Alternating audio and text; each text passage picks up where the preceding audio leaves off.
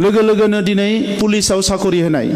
जि जों बुंदोंमोन जे मिलिटारि पेरामिलिटारियाव साख्रि होनांगौ बावैसो आर्मिनि बेयाव रिक्रुटमेन्ट रिलिज जादोंमोन बेवहाय बिथांमोननि क्वालिफिकेशना एसे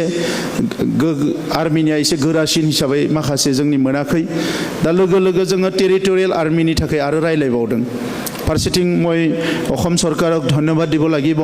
2% আমাৰ বেটেলিয়নত এনডিবিৰ কাৰণে দিছে তো যিসকলে পাই গ'ল সেকেন্ড নেক্সট যেতিয়া ৰিকুৱাৰমেণ্ট হ'ব যিসকলে পোৱা নাই সেইসকলক আমি প্ৰি ৰিকুৱাৰমেণ্ট ট্ৰেইনিং কৰিবলৈ সাজু আছোঁ আমি বিভিন্ন জায়গাত ট্ৰেইনিং কেম্প কৰিম তাতে আপোনালোকে ওলাই আহিব লাগিব ট্ৰেইনিং কেম্পত প্ৰি ৰিকুৱাৰমেণ্ট ট্ৰেইনিং এছপি সকলে আমাৰ থাকিব এডিশনাল এছপি থাকিব বহুত জায়গাত অলৰেডি কৰি থকা হৈছে তো এই কাৰণে আজি অসমৰ মুখ্যমন্ত্ৰী ডাঙৰীয়াই এই গোটেই কথাটো উপলব্ধি কৰিব পাৰিছে ডাঙৰ কথাটো হৈছে বহুত জায়গা আছে তাত যেনেকৈ গুৰুত্ব পাব লাগে নাপায় আজি ত্ৰিপুৰাৰ আমাৰ পৰিমল দা আছে ইয়াতে তেখেতসকলে বাংলাদেশৰ পৰা আহি মেইন ষ্ট্ৰীমত আহিল যিমান গুৰুত্ব পাব লাগে তেনেকৈ গুৰুত্ব পোৱা নাই আমাৰ তাত কিন্তু স্বয়ং আজি এডিজিপি ডাঙৰীয়া দিনে ৰাতি কাম কৰি থাকে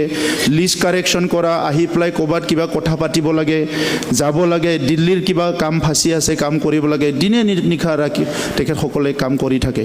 এই কাৰণে এই অৱস্থা হৈছে কেছক লৈ পেলাই আমাক কেতিয়াবা কয় যিখিনি হাইনিয়াছ ক্ৰাইম বুলি কোৱা হৈছে এই হাইনিয়াছ ক্ৰাইমখিনি সবে জানে কি এইটো হাইনিয়াছ ক্ৰাইম গৌৰৱ আৰু অলৰেডি যিসকলৰ আগতে কনভিক্ট হৈ গৈছে কোৰ্ট জুডিচিয়াৰিটো কমপ্লিট বেলেগ বিষয়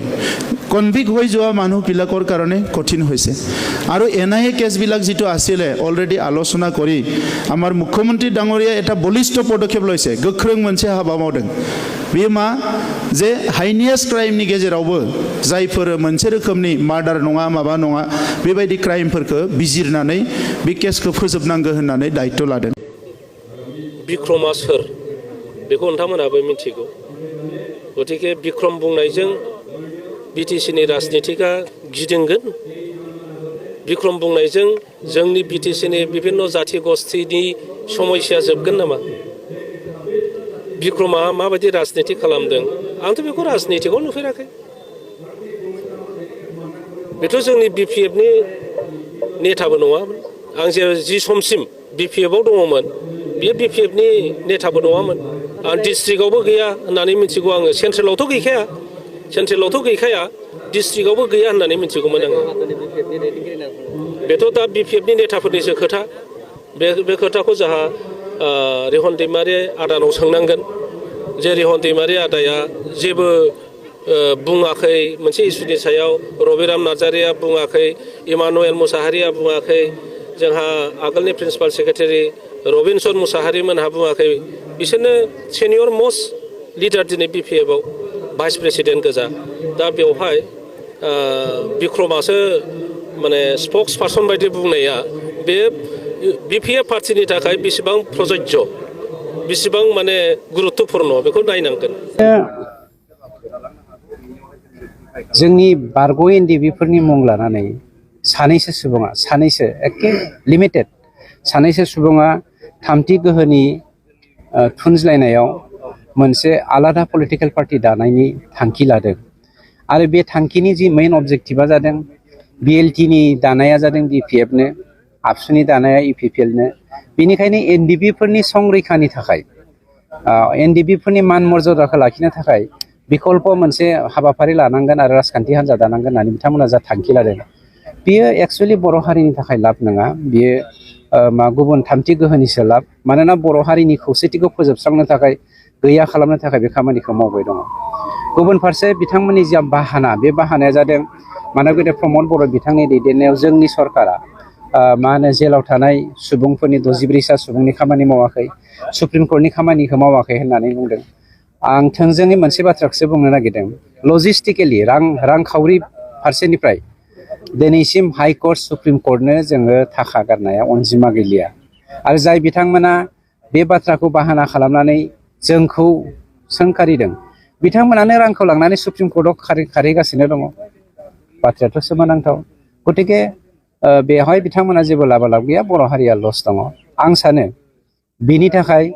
जाय थांखिजों जोङो बर' हारिनि थामोन्थानि थाखाय जोङो दावहा नांदोंमोन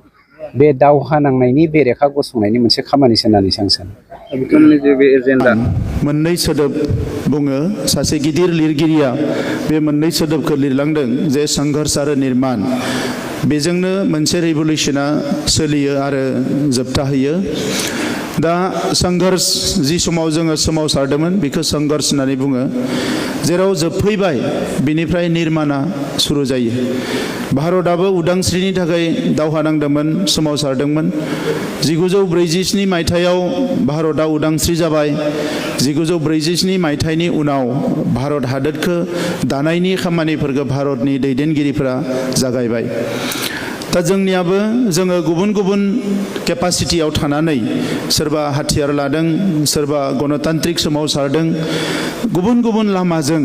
जोङो जोंनि माहारिखौ मुलुगाव गायसननो थाखाय जोंनि हारिमु जोंनि सिनायथि जोंनि राव थुनलाइखौ जौगाहोनो थाखाय जोङो सोमावसारदों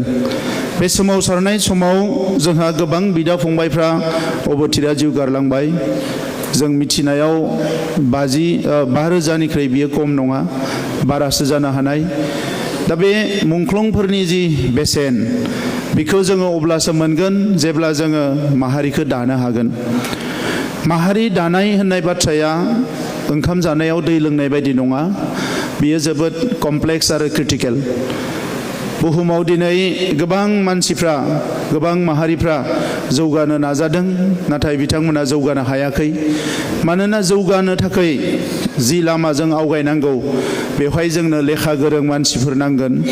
सानसुमै नांगोन साननो हनो गोरों मानसिफोर नांगोन आरो बबे समाव मा खामानिखौ मावनांगौ बेखौ थांखि लानो हानाय साननो हानाय जोंनो माखासे दैदेनगिरिफोर नांगोन दा जोंनि हारिया सोमावसारनाय समाव जोंनि हारिनि मानसिफ्रा बयबो फैफादों जेब्ला एबसुआ सोमावसारदों हारिनि मानसिफ्रा बयबो गसंफादों जेब्ला बिएलटिआ सोमावसारदों बिएलटिखौबो हारिनि मानसिफ्रा जायगा होदों पुलिस मिलिटारिया होसोब्ला ओंखाम संना होदों बिएलटिजों गसंफादों एनडिबिआ जेब्ला सोमावसारदों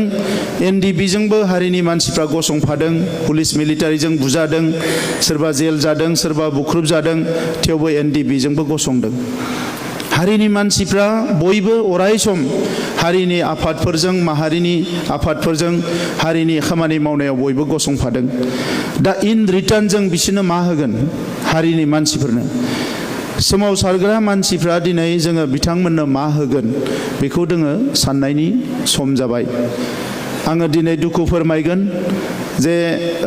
सुक्ति जानाय लोगो लोगोनो जोंहा 4,203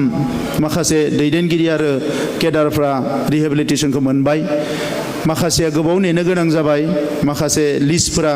कारेक्ट खालामनाय मा खालामनाय सोरबा उन सिगां जानायाव जोंहा सिनियर लिडारफ्राबो थालांनांगौ जादों दा बेखौ एनडिबिनि दैदेनगिरिफ्रा लासैनो स्र' खालामनायाव दिनै आसाम सरकारा होनो हाबाय मार्टियारनि बेलायावबो बिनो जादों बाहेरायाव एखमबा टिभिफ्राव माबाफ्राव सोरबा बुङो सोंखारियो जे मार्टियारनो होनो हायाखै मानो हायाखै दा बै एनडिबिनि जि सोमावसारनाय समाव जायफ्रा थैदोंमोन जेनुइन जायफोर मार्टियार बिथांमोननिबो पस्टमर्टेम रिपर्ट बायदिसिना गैया आं नायनानै जेखौ मोनबाय गोबांनिनो आरो गोबांनिनो थैनायनि बबेयाव थैदोंमोन मादोंमोन बिनि रेकर्ड पातिफ्रा गैया मानोना बै समाव सोरखौबा गावथारनानै बहाबा गारनानै दोनदों थानायाव थांनो हायाखै रिपर्ट लायनो हायाखै दा बेफोरबायदियाव रेकर्डफोर गैयैयाव जोंनियाव फार्स्ट लिस्ट फैदोंमोन 3,000 अब्ला आंबो सानदों जे 3,000थ' जानो नाङा जेब्ला बिखौ भेरिफिकेसन खालामबाय नायबाय लासैनो लिस्टआ खमायबोबाय दा जेसां लिस्टखौ भेरिफिकेसन खालामनानै जोंनो हरदों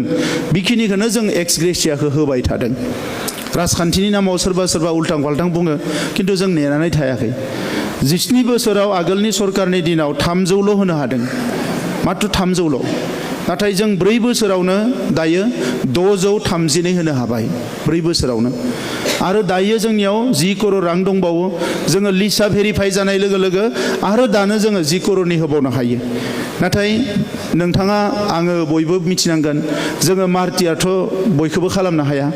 बै समाव सोरबा थैदों जानो हानाय आन्दलननि टाइमाव नाथाय बियो जुदि जेनुइन मार्टियार नङा मार्टियारनि जि मान जायखौ जोङो मुंख्लं होनानै मान होयो बे माना गाहायाव फैगोन दा बिनि थाखायनो भेरिफिकेसनफोरखौ खालामनाय जायो।